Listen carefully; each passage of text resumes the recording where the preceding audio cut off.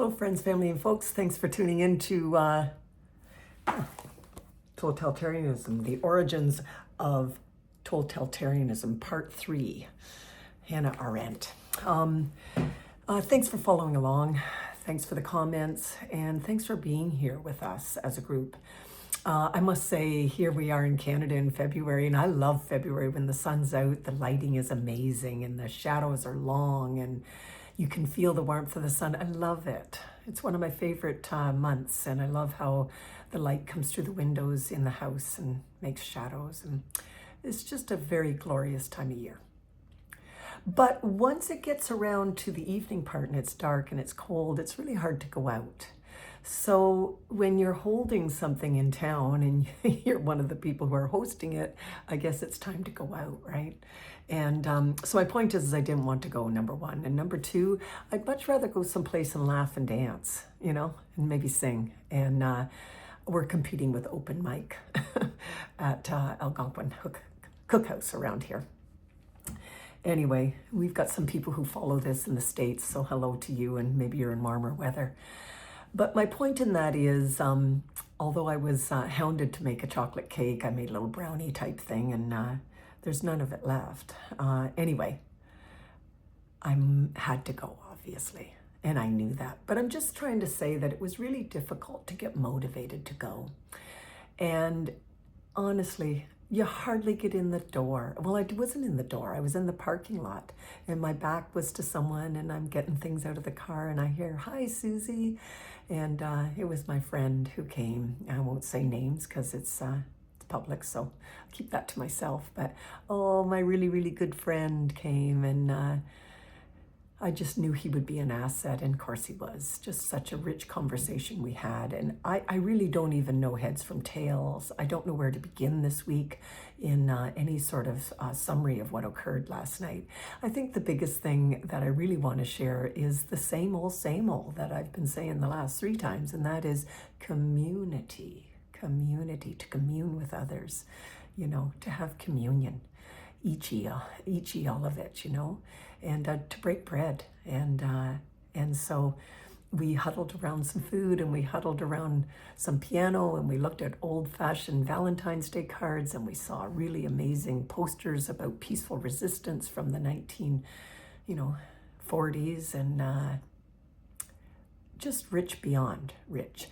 And in a couple of books that was promoting the Olympics and propaganda for Nazis. And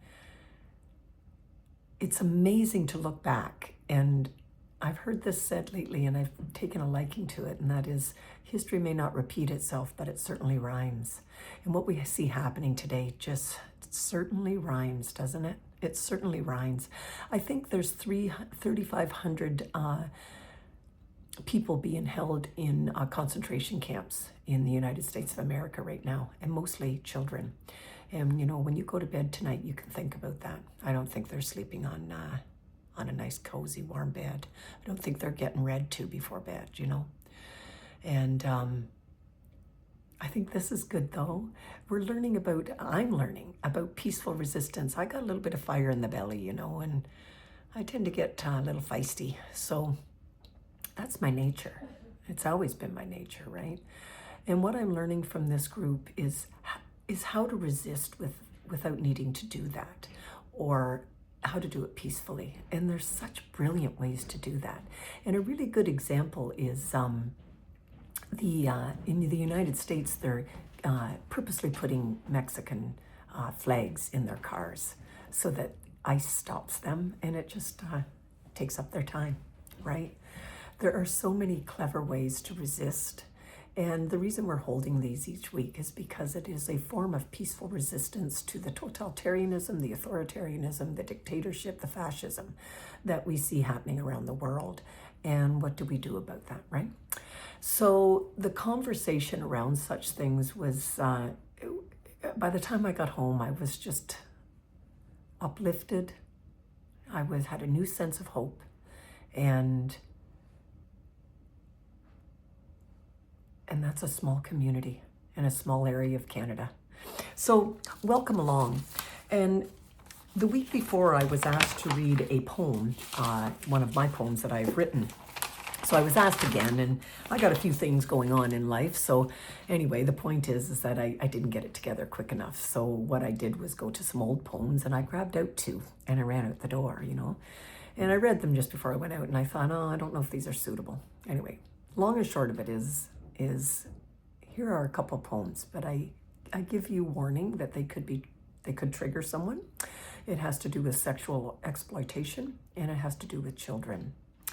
And with the latest tranche of the Epstein files that are absolutely mind-blowingly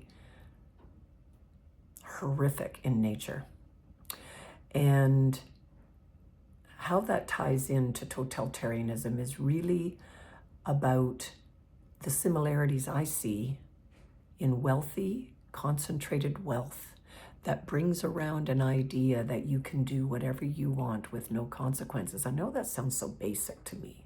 I think, really? Is it that basic? But you know what? It is. It is.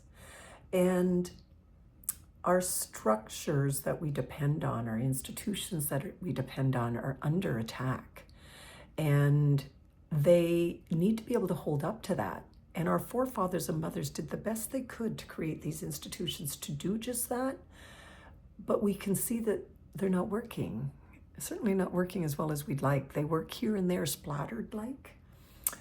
So I warn you that these two poems, there's part A and part B, the two poems, are certainly going to be graphic and descriptive. But I think it brings us to a place of going, yeah, this is where we're at. So let me begin. This is titled Horrific Hope, Part 1. Slimy feel. I didn't really know what it was. Kind of felt good, not painful, just secretive. If I keep my back to it, I never must ever face it. Moving back and forth on my thighs. The fact that it is intimate while completely violating will haunt the child's mind forever. To hear breath close to your right ear. To pretend it is not wrong. To pretend. I love pretending. I innately know I'm good at it. Why wouldn't I be? Children are. It's how we learn. I'm learning that my space can be invaded. My space is not my own. I must concede. Such violence seeps into the cracks of your thighs. An evil sweetness. A moisture-made memory. Inconceivable knowledge. Years suddenly added to your mud pie cookies. Maybe there will be goldenrod. They are my favorite sprinkles. I love serving them from a slab of forged wood. To give is better than to receive. The good of that smartly prevails. I know now what I should know later. First sighting, I was left in some ways saved, and in others raped. That word startles some and comforts the forged silence of others, the forced silence of others. Eyes never meet. Child views change to licensed driver's eyes. Refill my cup, and I will be taking that from you. Here I am. What? How you hide from my offered intimacy? You're a coward on top of a slimy, pedophilic-driven, sly, religiosity-clouded, shivering devil. My innocence remains, and somehow that has you frightened. Part B. Holding on to hearts would be my hope. Gently, strongly. A firm, gentle, stabilizing grasp. Yet free and flowing. Upon the use of will, able to stay or to go. Holding on to hope, not to squeeze it too tightly, lest have it flow through our fingers, fine sand. Rather, a half cup that overflows with renewed sources. Yes, the four-letter word, hope. Oh, how it resides in our chest. Opening to let it out is so constrictive. Hope should have wings to fly and feet to grasp on to our souls.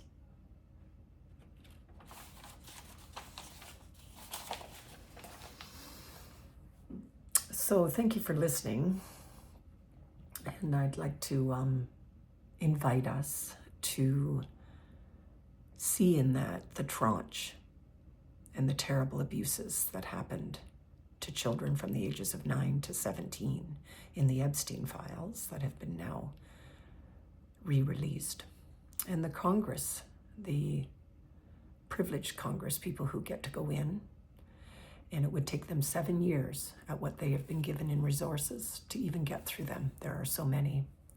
And we know that the leader of the administration in the United States of America is mentioned 1 million times.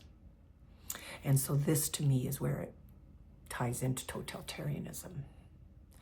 Total and utter control over your public and your private life. Now, I know we tend to look at that in the masses of people, but to me, I see parallels of that happening to the masses of victims that were passed around like cattle. Not even. Cattle's much more valued, actually. And I don't need to go into the terrible details that have been brought to my attention through these files, through this week. But I don't know why we don't. Why do we protect? I'm protecting you, right? But we must know these things. And I offer that that is a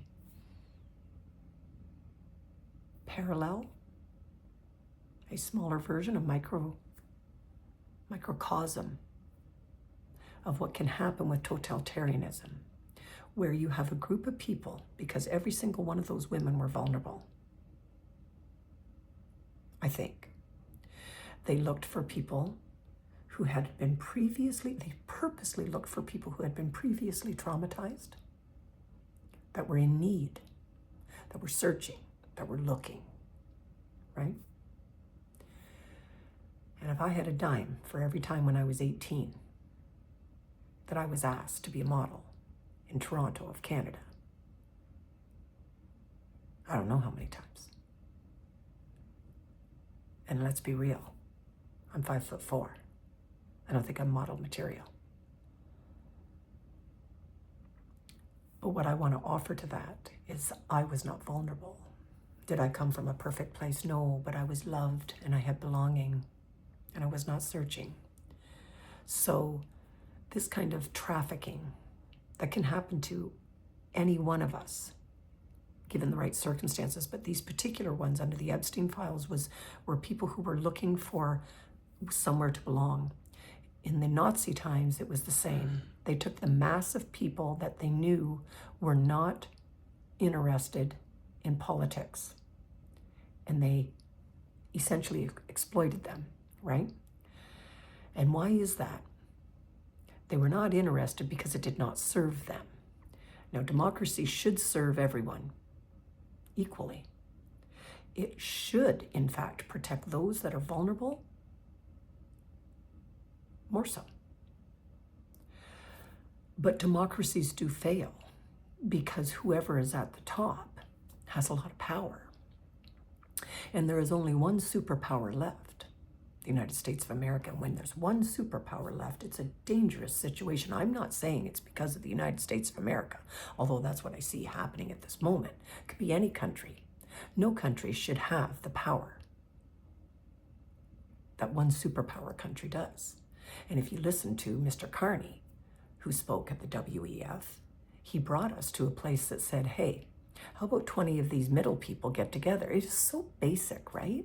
It's the same as when we were on the schoolyard and there was one big person and he used to pick on everyone, he or she, and I'm big, I mean big personality, crazy, going to do anything. You don't know what was coming next, right? That's who came into the room, and made us all cower, perhaps. Did that ever happen? Did you see that happen? Did you make it through life without seeing any of that? And when that happens, it is my sense that that person's more insecure and fearful than everybody else. But they hold this stance, right?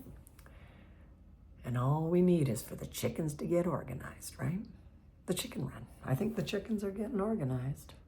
We only need to get organized. And that's really all I think Mr. Carney was saying, is we need more middle powers all to gather around so that we can start to get this world on a track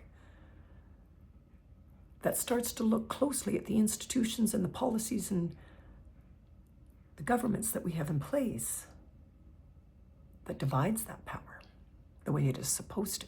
But so much rests, particularly in the Constitution of the United States, on the fact that even that one person who has most of the power is at some point going to have some either ethical or concern for not breaking the entire system. Because guess what? What holds that person in power is the entire system. So then you get into this cycle where if you take more power, you treat people poorly to get more power, you get rid of the judicial system to get more power, then all of a sudden you're in a position where if you lose the power, there ain't nothing there to protect you either. Isn't that bizarre? Isn't that like blow your mind bizarre? How simple it is, how kind of complex it is. And so what we have seen happen, you know it, I know it, and everybody else knows it, is across the world, we have seen movements, and you've seen Musk get booted off of X or investigated or his place broken into, whatever. Raided is the word I want. Because he has been manipulating these populations that are looking for representation. They don't fit the stripes that are available. And the stripes that are very available have been kind of corrupt over the years. And they're dissatisfied. And they're non-interested because nobody looking out for them. And then along comes someone and says, hey, I'm ready to look out for you. I talk your language, right?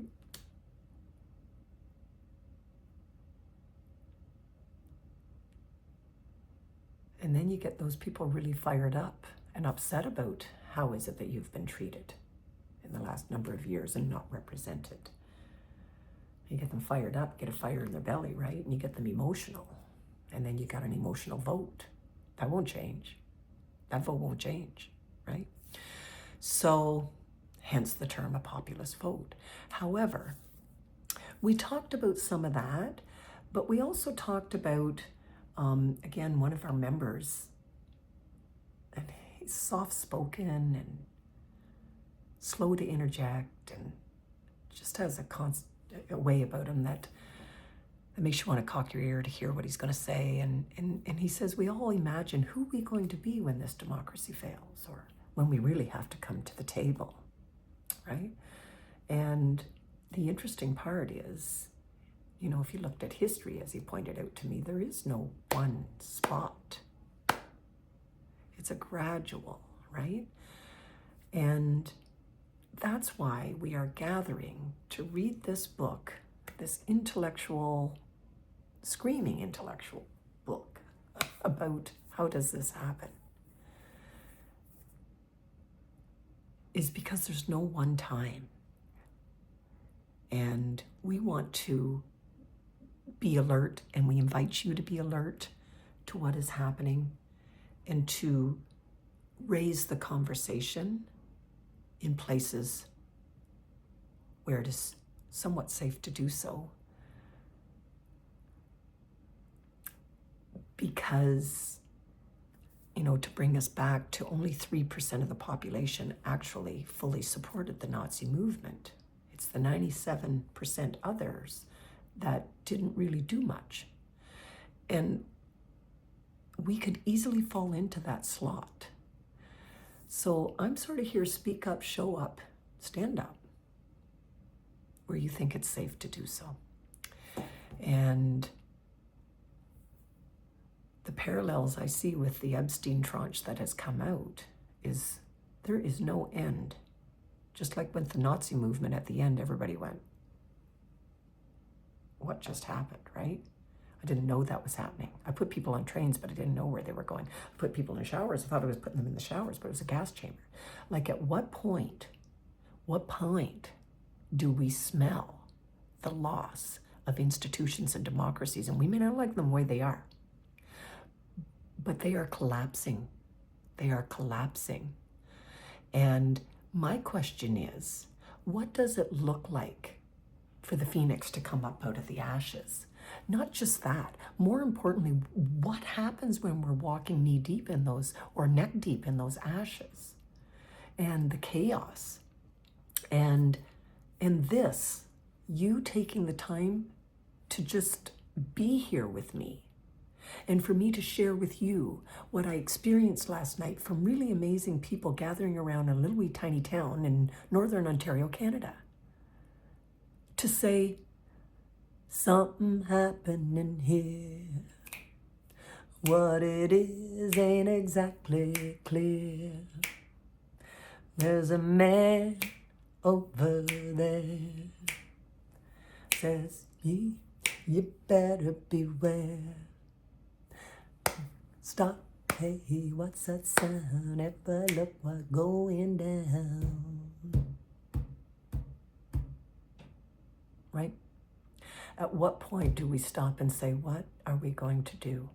And I don't want to wait till there isn't any more rice or potatoes. So thank you for listening. Thank you for seeing the parallels, perhaps, and I don't even know if I actually concluded that. And that is, they took vulnerable people, they treated them terribly, mind-blowingly terrible, just like what we did with the scapegoat of the Jewish. I'm not certain Hitler had anything against Jewish. It's just you need a scapegoat, right? And how they protect one another, and how the power that corrupts envelops the power that corrupts, that envelops the power that it corrupts, right? I thought I might read you some of the names that are in that, but we would be here far too long. And it's Thrilling Thursday. So here's what I want to say. I left that meeting, and it ain't no dance or friggin' singing party, is it? But I left that meeting having broken bread with people I barely know. Love was in the room. Peace was lifted. Hope was reminded to us that if you send out rage, oh my goodness, it's, one of the words, I'll give you some of the words, it's seductive, right? It's seductive to hear someone say, I know you haven't been listened to for a long, long time. Come here, listen to me. Let me tell you, right? And it's seductive. We talked about that. We talked about the fact that, we think we're going to be this and we think we're going to have integrity and this and that, but will we? Will we? Because we are human beings. We talked about older movies that showed that someone was so against communism and then saw their own actions be, whoa, at the end of the day, I actually am not living my ideals. And what we talked about was getting rage baiting going is really seductive. And our human nature is to, again, tying in from last week, to look at the roadkill, even though we don't want to. But what we talked about last night that we know from studies is if we put out a hopeful message, sorry if my message hasn't been that hopeful, I want it to be. The essence is, you don't need to be vulnerable. You don't. Stand, link arms with someone else and say, this is our country. This is our sovereignty. And we will peacefully, because that's the best for everyone, that's the best for the whole, if we can remain peaceful and resist the movements that we see going on. And the first thing we got to do is talk about the problem, right? AA, the first thing you need to do is recognize that you have a problem and that your life has become unmanageable. So the longer we don't do something, the more it seeps in. So we are doing something. We are doing something else. Again, as Prime Minister Carney for us has said, let's do something else. Let's get the middle people together and say, let's treat each other the way we think people want to be treated. Just what your mother taught you, just what your father taught you, just what your grandmother taught you, just like your teacher taught you. Protect the children and protect the child in your heart. And let's stand, let's link arms, and that hopeful message may take a little longer to seep in, may take a little longer to land, but it lasts a lot longer too. So we really left on really good messages, and we've got really good people around us, and I know you do too. So say what you see, tell what you hear.